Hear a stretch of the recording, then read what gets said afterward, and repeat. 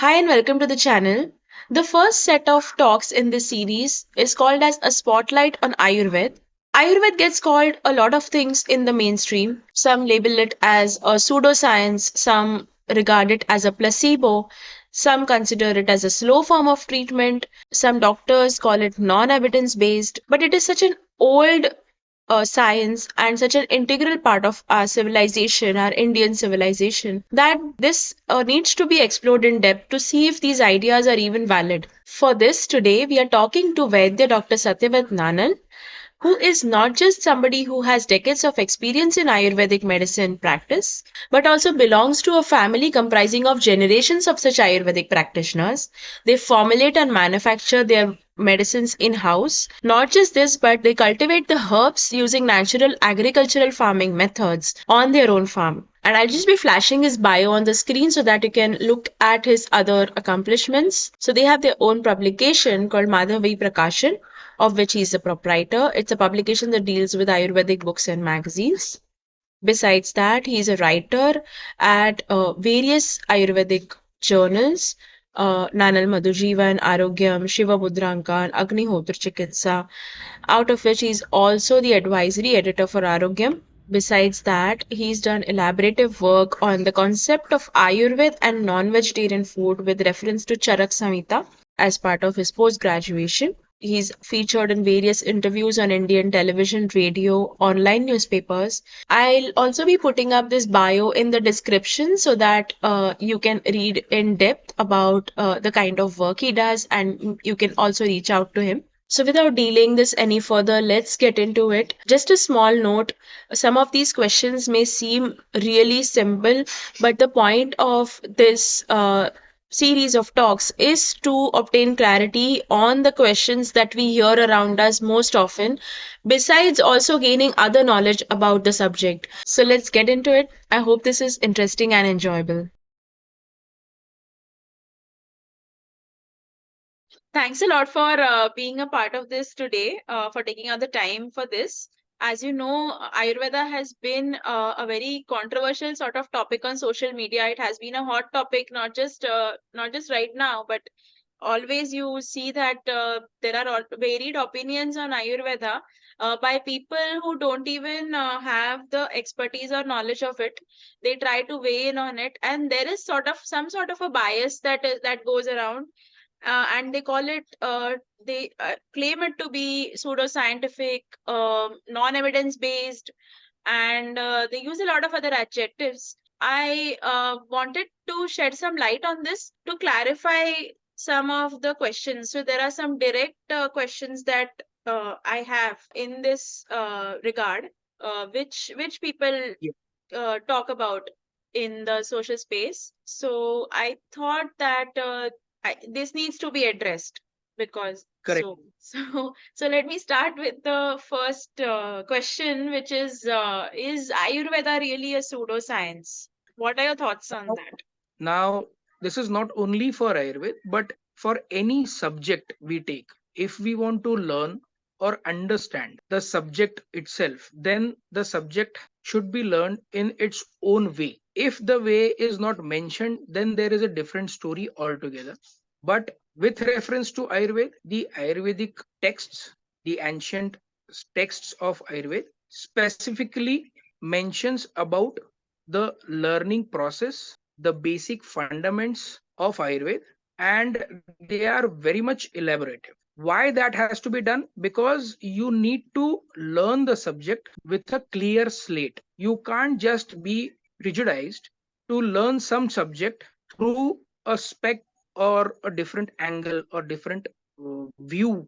Like, you are trying to understand Ayurveda through modern science. You are trying to understand Ayurveda through homeopathy. You are trying to understand Ayurveda with some different angle. If you want to do that, you are actually comparing it. You are not learning it. You need to first understand the subject by its own way. You need to understand the terminology of that subject. And then, once you have understood the terminology, you need to understand the meaning of what that terminology, and then you can go for interpretation, then you can go for comparison with other sciences or other fundaments, and then you can come to a conclusion. That is not done, then the essence of that particular subject. With reference to Ayurveda, here we are talking about the essence of what actually is told will be lost if we don't understand, directly jump to conclude or jump to compare it with other sciences. Right. So they when they say that it is non-evidence based or things like that, are they still looking at it through that lens? Yeah, they are. Rather, Ayurveda is not a science which is not evidence based or something like that. Ayurvedic texts itself, they only give all the examples of that time, that era, and those examples fit in today's world also. When we think about pseudoscience or evidence based, then Ayurvedic texts themselves give examples and evidences in the text which we have to understand.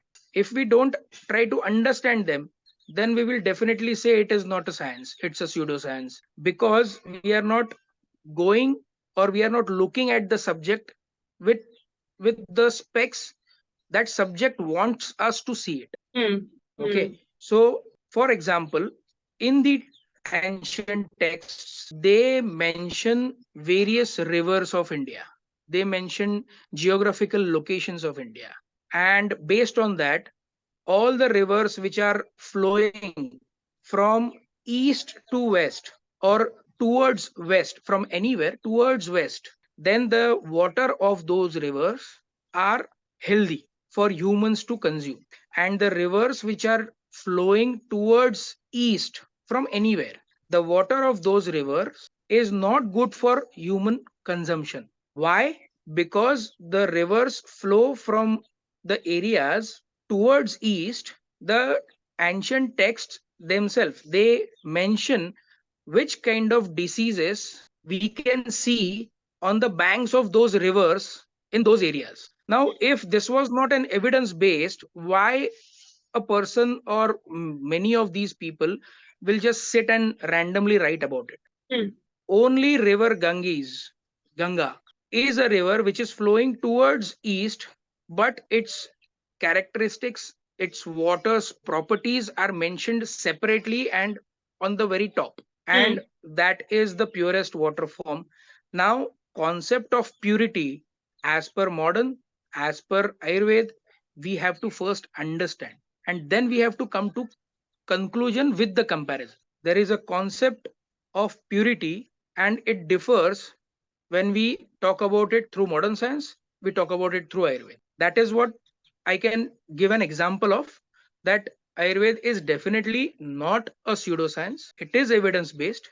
We just need to see those evidences which are written over there in the text. Yeah, and actually, if you perform a Google search, a simple Google search, you actually come across a lot of research papers, which are like there has been a lot of research. I think Ayurvedic formulations do undergo a lot of trials, but for some reason there is either no acceptance or I mean acknowledgement of these things. Uh, but I remember that you had mentioned that the fundamentals are all established already and they never change.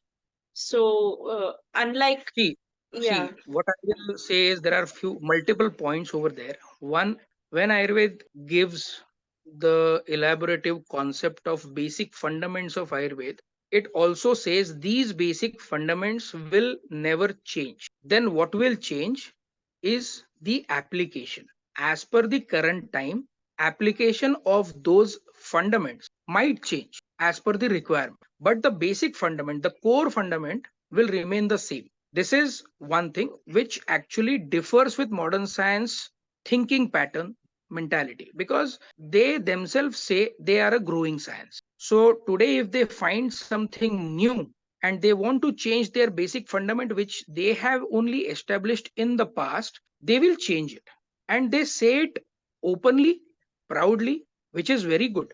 The same way, Ayurveda also clearly states that the basic fundamentals mentioned in Ayurveda will never change, and no one has to change them. It's the mode of application of those fundamentals which can change and which should change, which will definitely change as per the era, as per the time passes. That is one thing. Second is research papers. Now, about research papers, what I particularly feel, this is my opinion, that if I have to research about an Ayurvedic topic, then I have to first establish a process of research. Now, if I am looking at Ayurvedic topic in a research view, then the research methodology should be from Ayurveda, not from any other science. And that is also mentioned in Ayurvedic texts, that how the research has to be done. Okay. Now, today, what happens is modern science has developed its own research technology or research methodology. Mm. Everyone is trying to grab every subject and trying to fit in that methodology. Right. Same way, Ayurvedic subjects, everyone is trying to fit in that research methodology, which is not the methodology at all given by Ayurvedic text. Or rather, no one has tried to find out what is the research methodology given by Ayurveda. The Yeah. people who try to find out that, they find it, they follow it, and they are very much happy. But when it comes to research methodology, everyone surrounding us generally will say, हाँ वो modern science के हिसाब से this is the way we have to look at it. The looking angle can be different. This is one basic thing one has to understand, or rather everyone has to understand the view of Ayurveda, the way of Ayurveda, the research methodology given by Ayurveda, and then again compare Ayurvedic research methodology with modern research methodology, and then come to a conclusion. Say, suppose many people have sulfa allergies, sulfa drug allergy of sulfa drug. Ayurveda also has many medicines which contain sulfur. Those patients who have sulfa allergies don't give those kind of reactions when they are consuming Ayurvedic medicines which contain sulfur. I am not only the person on this earth. Many Vaidyas are there who can give you the data about this, that they have these many patients and they have sulfa allergies, but they are consuming Ayurvedic medicines and they are not having any sulfa allergies with after consuming those drugs. Is it why it's treated in a particular way? I mean, It is, is it is, that the reason? yes, it is made in a particular way. When a medicine is to be formulated, it has to be purified. Now, purity, again, purity, purity of gold, 99.99% gold, pure gold is available in the market. That is not the purity expected to Ayurveda. When I'll be taking gold and making some medicine out of that, I'll be purifying it through a particular process, which is also again mentioned in Ayurvedic text. I am not using my brain to establish new processes. The methodology, the science behind that methodology is always already explained. I'll take that 99.99% pure gold and I'll process it, and after the process there are ways to check whether that gold is made in a particular way or not, it is converted in that particular way or not, and after that only that gold will be used to prepare the medicine. So process of making it pure, here the definition of purity only is different. It is not, yeah. Correct. Same way, we eat maida. We also have a food item which is called as wheat sattva. Okay. Now, both are made in a similar way, but maida, while preparing it, it goes through a bleaching process. So it's a chemical, and after bleaching, that maida is prepared. Where wheat sattva, when it is prepared, it is not going under any kind of chemical process, artificial chemical process. It is going through a natural chemical process where bleaching doesn't take place at all. So maida, nowadays everyone is like, maida, no, don't eat maida because it is not healthy. But then at the same time, wheat sattva is the purest form of wheat which can be easily digested by many people who have gluten intolerance. Oh, acha. Okay. That is particularly used when the person has to gain weight, or particular conditions if we have to mention, then in pregnancy, the last 3 months of pregnancy, where the weight gain of the baby, organs development in weight, with reference to weight. That is one. Second, when the bones are fractured, that particular time, this kind of wheat sattva is advised by us to the patients for their bone nourishment to heal and fasten up the process of healing. So I So, didn't know process, this, that if they are allergic to gluten, they can also consume it. correct. Okay. It's about the process, it's all about what you are using, how you are using, when you are using, why you are using, and where to you have to use it. All these questions are there, particularly mentioned in Ayurveda also. It's a very practical and mathematical science. It is not something jadu ka pitara, where a magician comes and do some magic and people clap for it. It is not like that. It's a Yeah, very yeah. mathematical and People scientific think approach. it's a placebo, but I don't think that that is the case, because I have my personal experience, but obviously I don't have the expertise. But yeah, they call it a placebo a lot of times without really understanding uh, why. But Many there's one more question which I wanted to understand. Like, they also say that it is preventative. So is it really true that it is just preventative? And no.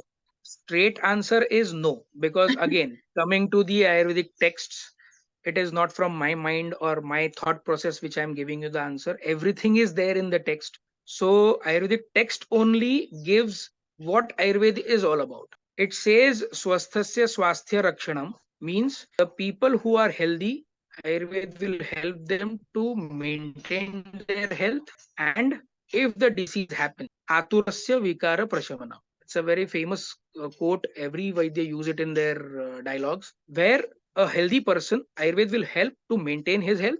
And if any disease happens, then there are treatments available in the text itself with all the basic fundamentals about those diseases, the diagnosis process, the treatment part, the dietic part, the daily regimen part, your sleep, your coitus or sexual life, every aspect is covered in Ayurvedic text themselves. So that's why I said that's a very mathematical subject. We just need to look at those mathematics in that particular way. Now, about the disease and classification, Ayurveda gives classification of disease in four types. One is Sukha Sadhya. Sukha Sadhya means the disease gets cured easily with small treatments here and there. Second is Kashta Sadhya, where the disease gets cured but it takes a longer time. Then comes a category called Yapya.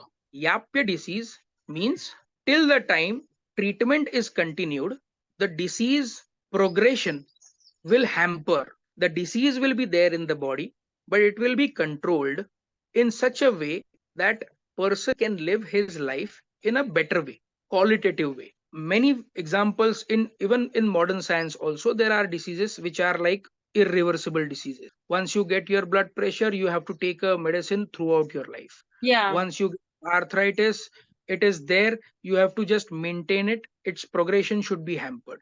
Like this, many diseases are there which need some kind of treatment throughout the life. They fall into category of Yapya. And fourth category is Anupakrama diseases. That means the disease is out of the limit of any kind of treatment. So the patients who are bedridden, patients who are going to die, those kind of patients fall into this category, where what Ayurveda suggests is, if you can't treat or cure the disease, then at least condition wise, try to make the patient's life better. So, if today the patient is suffering from something, you can treat that thing and you can settle that thing for some time.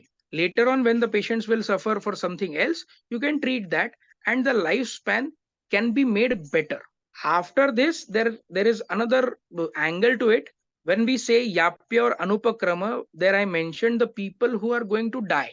Now, in the entire world, no one can tell you when you can die. Okay. But in Ayurveda, with reference to diseases, there is an entire section where it is elaboratively mentioned to by which or with the help of which an Ayurvedic physician can know whether the patient is going to die really or not due to that disease. Not only die, but in what time frame he might die. Is So that like how when you get cancer and all, the doctor tells you you have 6 months to same live? way, same way. So in a movie, you see something is हाँ हाँ happening, and doctor says, "अब yeah तुमको दवा की नहीं, दुआ की जरूरत है." So same way, yeah हाँ but Ayurveda specifically goes deeply into that, giving you a time frame starting from 3 days, 8 days, 15 days, one okay, so month, it's very 2 months, precise, you mean? Okay. 3 months, 6 months, 1 year, like this. There are precisions and elaborative subjects mentioned in Ayurvedic text. Now, when I On how to repeatedly say, calculate this, you mean, like? yeah, it is Okay. already mentioned in that, we have to study it. It is not like we just read the chapter and we understand everything. Hmm. We have to really go into deep into that, because there are various things mentioned which might feel magical, which might feel out of this world. Hmm. Like there is a disease which is called yakshma. Now, many people try to say that yakshma is TB, but it is not. Somewhere TB patients can fall into this category. But if the patients are going to die, they can get some dreams which a Vaidya can ask them, and the patient can say, "Yes, I get those dreams." And by that, the Vaidya can come to a conclusion. And those dreams are also very unique in their own way, because you will feel that they are out of this world. ये कैसे हो सकता है? ऐसा नहीं है कि आप हड्डियों के माउंटेन पे बैठे हो, वगैरह वगैरह वगैरह. Is it like People hypnosis, or no, because not it is everyone remembers their dreams, right? So, no, it is not hypnosis. About dreams also, I'll just elaborate it in 2 lines. Dreams okay. also, Ayurveda categorize dreams in 7 types. Okay, acha, okay. It's altogether a different topic for one single podcast. So Okay, okay. so We are entering a different yeah, zone. yeah. My Okay. point is, Ayurveda is all about precision, Yeah, I and got it. Hmm. precision, yeah, that precision has to be there. Okay. So based on this classification of diseases, I just had one question. Can it so happen that a disease which is classified as the second last one, I forgot the name, the one which so long as the treatment goes on, the disease Yeah, will be controlled? Huh. Yapya disease category. Yeah, Napier disease. So, for example, if a disease from modern science terminology, say blood pressure, falls into that category, do those same diseases also fall in the Ayurvedic category? No, right? Because no, Ayurveda may or may not be able to treat it completely. That will no. vary, right? First So, of all, yeah, first of all, we have to understand blood pressure is a modern terminology. It is explaining some process going on in your body. So, as per modern science, also, blood pressure is not a disease, it's a symptom. so diabetes, chronic disease. So, No, my yeah. point is, Huh. there is also sugar. Concept of sugar is not there in Ayurveda, but there is another concept in Ayurveda which can cover this angle. My point is, if any particular disease or condition is mentioned by any other science, then as a Vaidya, as an Ayurvedic physician, my way of thinking should be checking the patient, coming to my conclusion of the disease mentioned in Ayurveda by which the patient is suffering, and then to treat that particular condition and then see the results. Otherwise, if I say the patient is having blood pressure, then I have to control his blood pressure. Okay, so you're controlling the symptom, you mean, in that sense. So I'll be also doing the same thing which is modern science doing, that it is trying to give a medicine which will keep the control on the disease, keep the control on blood pressure. But if we try to find out what was the cause behind getting the trigger of this blood pressure, we might be able to reverse it in the early stages of the detection.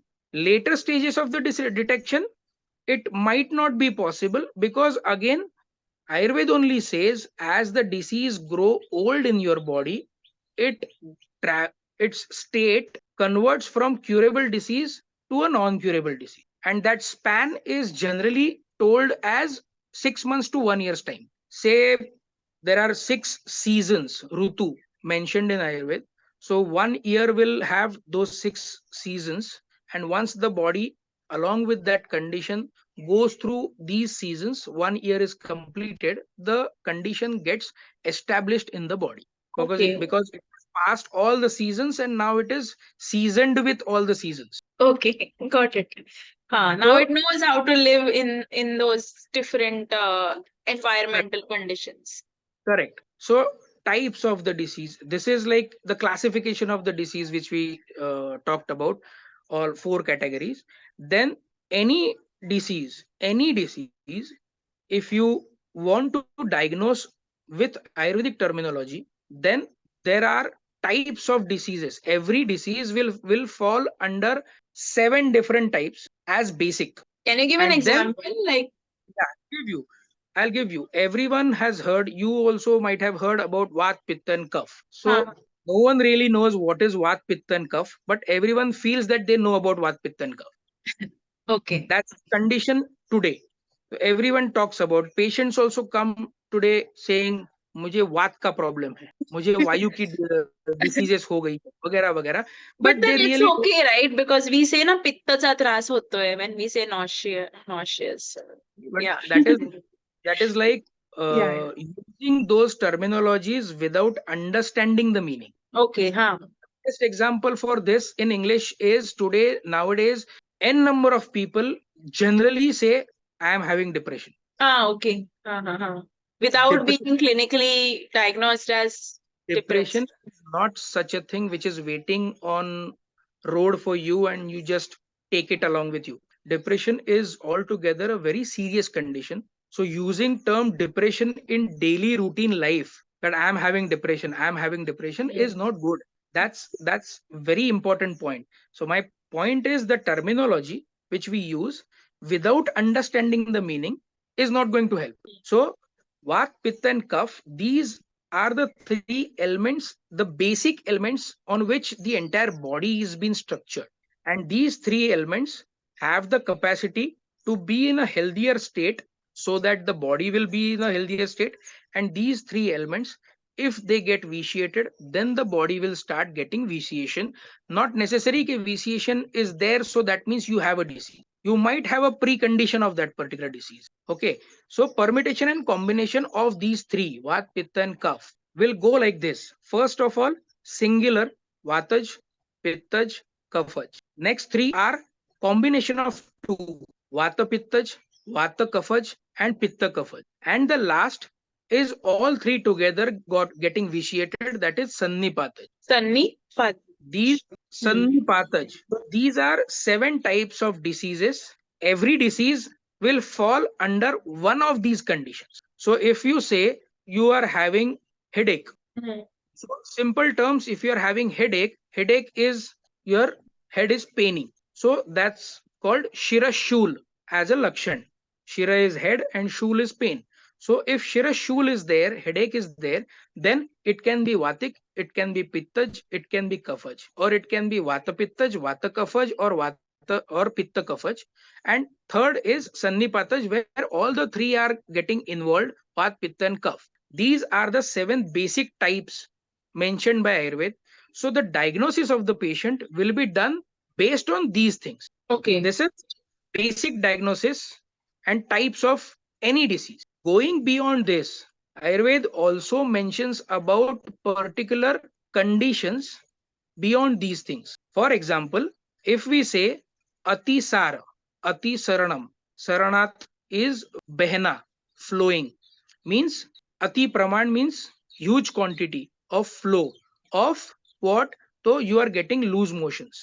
Okay. Okay. People generally come and say, I got loose motions. But when you ask them, okay, is it a totally watery motion? Then they say, no, no, no, it's not watery, it's semi solid.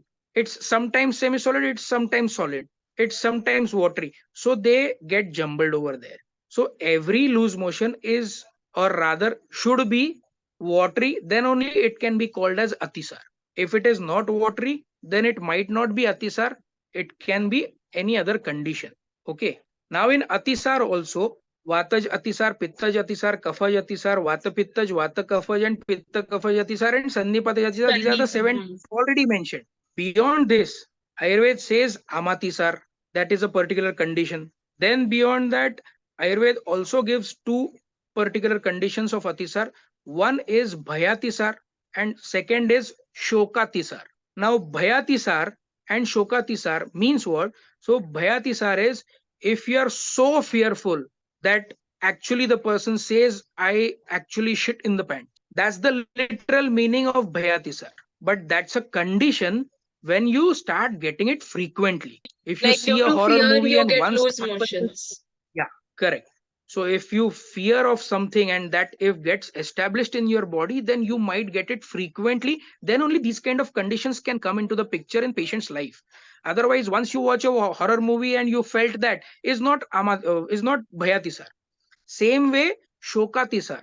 Shokatisar is shok is sorrow, or rather a deep sorrow, where you are attached to someone and one day you saw him dead, and you get that anxiousness so deeply that just by thinking of it you start getting loose motions. That is called shokatisar. These kind of conditions are special conditions mentioned in Ayurvedic text about atisar. Same way, various diseases and their various specific conditions are also mentioned in Ayurveda. So does So the treatment change if it is a Shokati yes, as compared to okay. yes, the treatment will definitely change, or rather, it will be on extensive level because the disease itself is an extensive level. It is not a Emotional, it has an emotional component, that's why. correct. So it will be having an emotional component. It will be having a physical component, and emotional component will be impacting the physical component. The physical component will be impacting the mental component. So it becomes a serious matter. And Ayurveda consider these kind of serious matters also, and they particularly mention these type of diseases in the Ayurvedic text because they strongly feel that yes, these kind of diseases also exist. So same way, again, I'll come to the same line that Ayurveda is very mathematical. We just need to solve the problem step by step. But And what the about steps in are also cases? mentioned in the. Okay, so what about in cases where the disease is occurring due to something? For example, mosquito bites you, you get malaria or dengue. So what about in cases where you know that this isko bite hua matlab, you know for sure the what the cause is. So are Yeah, these how do you treat these diseases? Like how do you see look that. at these diseases rather in Ayurveda? Uh, I'll give you an example. Say, suppose you and me, or rather you, me, and two, three more friends are sitting at some place. Out of 4, 5 people, two get a mosquito bite. The next day or the same night, if I get a mosquito bite and I get a fever, and you got a mosquito bite, but you are fine the next day. Okay, the same mosquitoes were surrounding us. I got a fever. You did not got a fever. Okay, what Ayurveda has to say about this, or what Ayurved's stand about this is, if a glass of water is already full, and if I try to pour some water into it without removing the existing water, it is going to spill. Okay, same way, the body has the environment ready in my body. When the mosquito bites me, I get a fever. So that means it is not only the mosquito bite, there is something else also going on in my body which caused the fever. Now about fever also, Ayurveda mentions 52 types of fevers. Okay. Okay, so this way I need to understand that my body is prone towards what. If my body is prone towards getting mosquito bite, or my body is prone towards getting fever after mosquito bite, that means there is something wrong in my body which also I need to correct. I need to correct the fever also, but only thinking about the mosquito is not going to help, because about treatment for mosquito, not mosquito bite, in the environment, what we see, you need to clean up the area. There should not be water lodging somewhere so that the mosquito will not breed, they will not increase in number. Same way, the body also should be clean, should be cleansed, should be made free of those elements which can cause these kind of triggers. Okay, got it. Okay, okay. This is the approach one has to take. There are many cases where something like this only happens, that patient gets fever, the doctors treat them, the patient gets out of the fever. Again, after 4 days, the fever comes. This happens again and again and again and again. And many cases come to me also, come to other Ayurvedic doctors also, where they are getting low grade fever for a month. And if we ask what is the final diagnosis, they are like, no, the doctors are saying the fever is there, but there is no particular reason we can find. We have done all the things, we have done all the testing. So pathologically, the patient is fit. Clinically, the patient is not fit. He's getting the fever. Pathologically, nothing is there.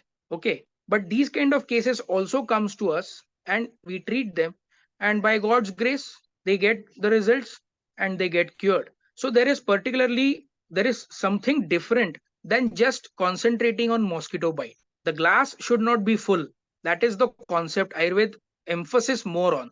Ayurveda emphasis more on looking towards your body and inside your body and understand what is your body. Mm-hmm. Okay, you need to perform in front of 1,000 people or 100 people, and if you are fearful about going to or facing that condition, then you have to season yourself. You have to season your body, you have to season your mind, and then go. One day you need to face, you know that. So then prepare and go, instead of not preparing and going and making the high chances of failing. Practice, become perfect, and then perform. That is a better way of life rather. So has it ever happened like that fever is not appearing in any of the 52 types or something like that? Or like you said, there are 52 types of fever. So has it ever happened like there is, you cannot classify which kind of fever it is? Or because I didn't. No, I'm talking about the modern, the patients who have gone to modern science, the patients who have gone to other pathies. Then, after not getting the result, when they come to us, same way, people might go to allopathic doctors also after not getting results from any either Ayurvedic doctor or any homeopathic doctor or a naturopathic doctor No, or so something when like they that. come to you, you try to classify it in one of the 52 types, Yeah, right? exactly. So, okay. That's what particularly we do. Previously, also, I mentioned the same thing, that whenever the patient comes to me and he says, "Ke there was malaria, there was dengue, there was this, there was that," I will not be treating the malaria or dengue or something like that. I'll be first diagnosing the patient through Ayurvedic terminologies. I'll be coming to a conclusion of which condition as per Ayurveda that patient is suffering. And for that particular condition, I'll be treating the patient. The patient has nothing to do with the name of the disease. Patient's bottom line for a patient is I need cure.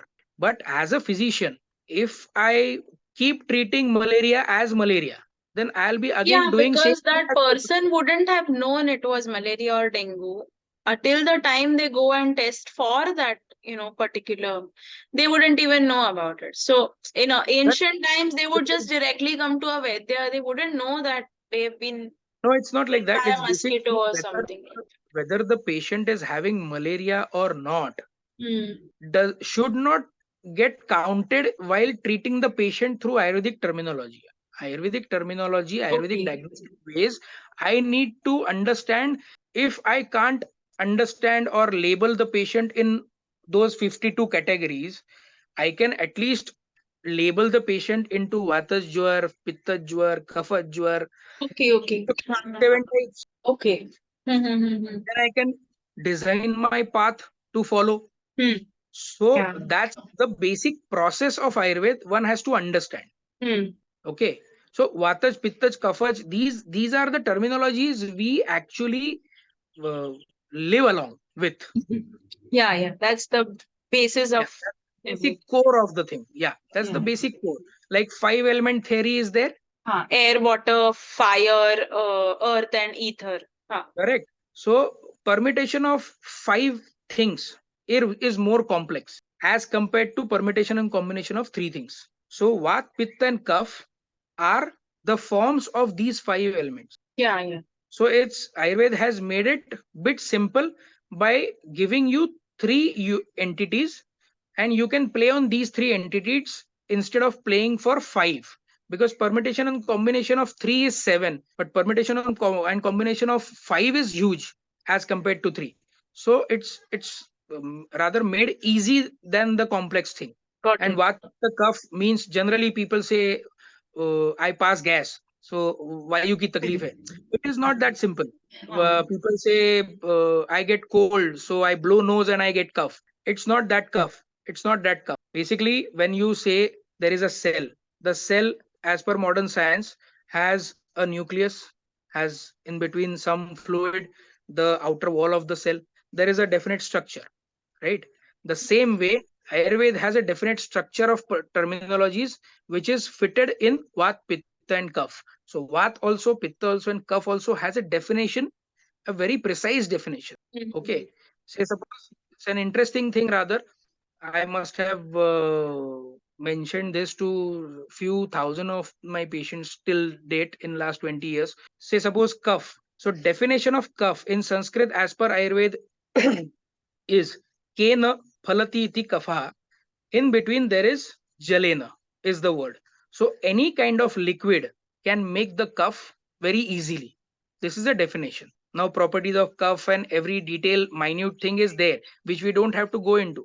But the interpretation of this definition is, if you are having cough and cold, recurrent cough and cold issue, and if you are drinking a lot of water, then any kind of treatment throughout the world you go and take, your cough and cold is not going to get cured, because anyways you are drinking more water or more liquids unnecessarily. Now in throughout the daytime, morning on empty stomach, after your meal for at least 1 or 2 hours, and at night before sleeping, these are the 4 times in a day where if you drink a lot of liquid, then the cough in your body is going to multiply very fast. Okay. You need to stop drinking liquids on these particular 4 times: morning when Okay. you wake up, night when you go to sleep, and after your food, twice if you have your meal. After that 1 or 2 hours you need to skip drinking liquid. After when I say this to my patients, the very next question comes from every patient is like, doctor हम तो सुबह उठ के 2-2 लोटा पानी P लेते हाँ हाँ, वो क्योंकि हैं. बोला जाता है कि पेट साफ होगा and everything, but Exactly, this they also but say it कि doesn't work सुना. for all. It yeah, it doesn't work. Exactly. So, who can drink water in these 4 particular times is a criteria. If you fit in that criteria, then you can drink that water at that particular time. So, these are all mathematical equations we have to solve one by one, one by one, one by one, and then we can come to the conclusion. So how do you look at chronic diseases? Like diabetes is a very, like a very hot disease right now. Everyone's getting at least type 2 diabetes. Type 1 तो family का होता है. But how does Ayurveda look at such things? Again, there are multiple points to this. One is, again, the terminology diabetes comes from modern science. So there is a definition of diabetes as per modern science. As a Vaidya, we need to understand the patients through our terminology, and we have to fit that patient of diabetes labeled as diabetes in our particular condition, and then we have to treat it. This is a very basic answer. Now there is a concept of sugar when word diabetes comes. Now this concept of sugar is not there in Ayurveda. The very same way the concept of multivitamins is not there in Ayurveda. So sugar concept, if is not there in Ayurveda, then what is there in Ayurveda? There is a word called madhumeha, which generally people say diabetes is madhumeha. Even I have used it in that context. Yeah. So it is not that so easy. When we say madhumeha, if you want to label the diabetic patient as madhumeha janya rugna or rugna with madhumeha, then we need to understand first what is madhumeha. Madhumeha is a word made from 2 words. One is madhu, is second is meha. Madhu is honey basically, and meha is the urination. So the urination of the patient, when it gets so sweet like honey, then it is called madhumeha. The simple test in the past was, if a patient goes is walking on a road, say suppose not in cities nowadays, but if he is passing through a jungle, and the patient urinates at some tree, and after coming back after some time, if he sees the ants are gathered at the same location, that means the urine was having sweeter. Sweetness. Yes, so that's why the ants were gathered over there. That is one test which was done in the past.